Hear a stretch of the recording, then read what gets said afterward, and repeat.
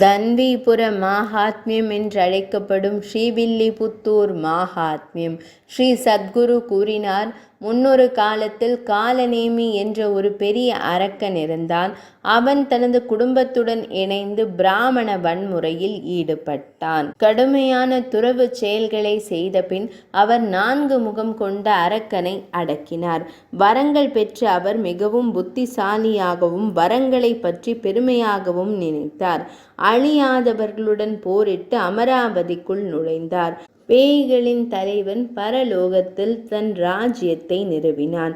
இதை கண்டு அஞ்சிய தேவேந்திரன் முதலான தேவர்கள் அனைவரும் இரகசியமாக தன்வீபுரத்திற்கு சென்றனர். அவர்கள் தங்களையும் தங்கள் குடும்பத்தினரையும் பரிதாபமான நிலையில் மறைத்து கொண்டனர். அவர்களின் நிலையை கண்ட நான்முக பெருமானான பிரம்மதேவர் தானே எதிரில் தோன்றினார்.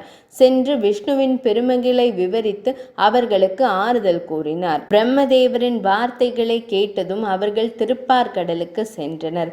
பயந்தவர்களுக்கு பாதுகாப்பு அளித்த தங்குமிடத்தில் அவர்கள் அடைக்கலம் கண்டார்கள். பிறகு எல்லாவற்றிற்கும் மேலான பகவான் விஷ்ணு பகவான் கேசவனை அனுப்பினார்.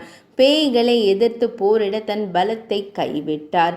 மகா அசுரன் ஸ்ரீ மகாவிஷ்ணுவிடம் அடைக்கலம் புகுந்தவர்களை விட மிகவும் சக்தி வாய்ந்தவன். நாரதர் வாக்கிலிருந்து இதை கேட்ட அவர் மிகவும் பொறுமையுடன் சென்று விட்டார். அசுரன் பெரும் படையுடன் போரிட வந்தான். தேவர்கள் காலத்தின் தேரை காணும் ஆர்வத்தால் நிறைந்தனர்.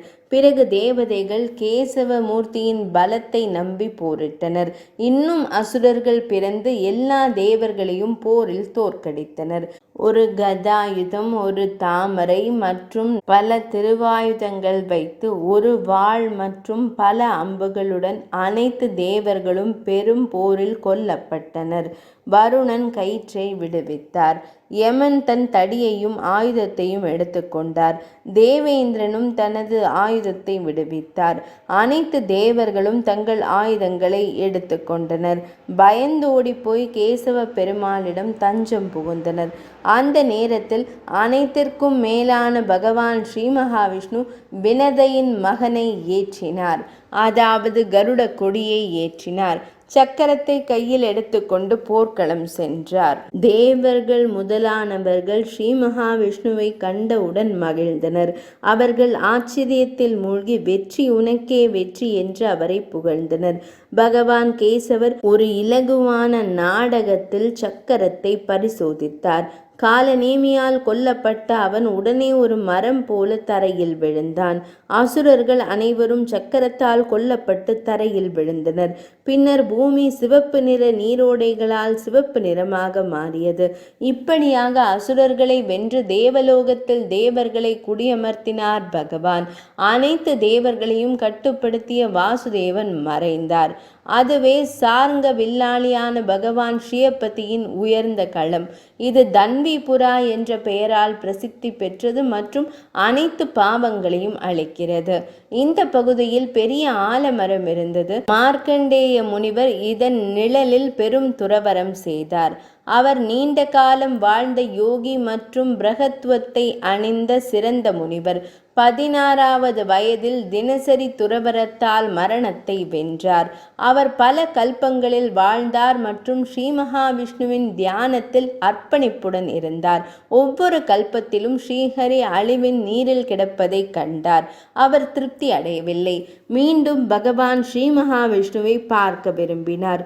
இங்கு தன்வீபுரத்திற்கு சென்று உறுதியான வாக்குடன் துறவு மேற்கொண்டார். சில சமயம் வெள்ளம் வரும்போது எல்லா இடங்களிலும் வெள்ளம் பெருக்கெடுத்து ஓடுகிறது.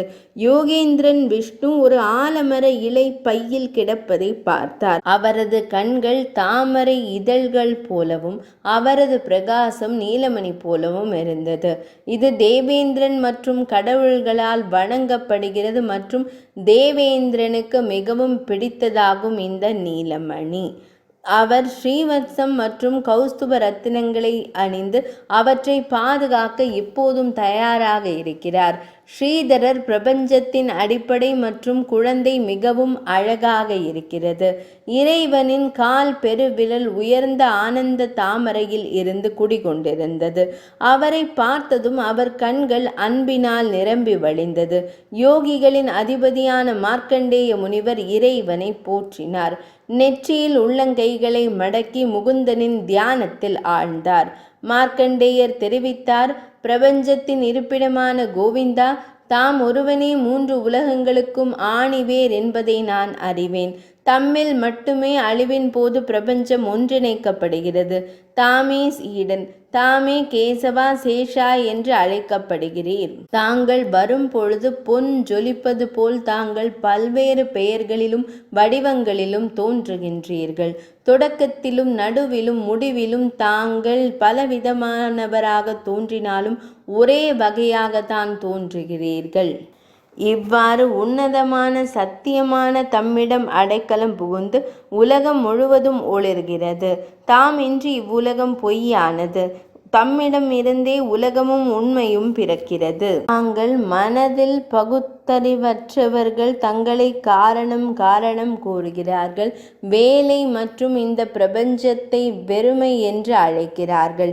வெற்றிடத்தின் சாட்சியாக தாங்கள் பிரகாசிக்கிறீர்கள். காணப்பட்ட வெற்றிடம் உண்மையில் உண்மை. உங்கள் முழு ஆதாரத்தையும் நிரூபணத்தின் முழுமையையும் நீங்கள் மட்டுமே நிரூபிக்க முடியும். தாங்கள் அளவிட முடியாதவர், ஏனென்றால் தாங்கள் மிகவும் உயர்ந்தவர். தாங்கள் ஞான வடிவில் பிரகாசிக்கிறீர்கள். இருப்பினும் வேதத்தின்படி விஷயத்தை பரிசீலித்த பிறகு அவர் நிதானமடைந்து, இல்லை, நீங்கள் இல்லை என்று கூறி உலகத்தை விட்டு வெளியேறினார். பரம ஆன்மாவை நேரிடையாக தெரிந்து கொண்டு அவர்கள் உயர்ந்த மற்றும் நித்திய பேரின்பத்தை அடைகிறார்கள். தாமே அவர்களின் அமிர்தம். தம்மை குடிப்பதன் மூலம் அவர்கள் மரணத்தை வெல்வார்கள். எல்லா இடங்களிலும் வியாபித்திருக்கும் எல்லையற்ற அசல் ஆனந்த கடலான தம்மை மட்டுமே வணங்குகிறேன். நான் எண்ணற்ற 100 கல்பங்கள் வாழ்கிறேன். தமது தாமரை பாதங்களை வணங்கி மகிழ்ந்து வாழ்கிறேன். இவ்வுலகில் எல்லையற்ற இன்பங்களையும் துன்பங்களையும் பெற்றிருக்கிறேன். இல்லையென்றால் இந்த நீண்ட ஆயுளால் எனக்கு என்ன பயன்? ஸ்ரீ சத்குரு கூறினார், ஆலமரத்தின் இலைகளில் வீற்றிருக்கும் பிரபஞ்சத்தின் அதிபதியான ஸ்ரீஹரி இவ்வாறு போற்றப்படுகிறார். களைத்து போன மார்க்கண்டேய முனிவரை பெருமாள் கேசவ பெருமாள் ஆறுதல் படுத்தினார். தன்விபுரத்தின் அந்த அழகிய வயல் வெளியில் ஒரு ஆலமரம் இருந்தது. அழியும் நேரத்திலும் கேசவன் நின்று கொண்டே காணப்படுகிறார். தன்விபுரத்துறையும் பெருமைகளை இவ்வாறு படித்தவர்கள் நீண்ட ஆயுளை பெற்ற பின்னரும் கேசவ பெருமானிடம் பக்தி அடைகிறார்கள். ஸ்ரீ தன்விபுர மகாத்மியம் என்றழைக்கப்படும் ஸ்ரீவில்லிபுத்தூர் மகாத்மியம் இனிதே நிறைவடைந்தது.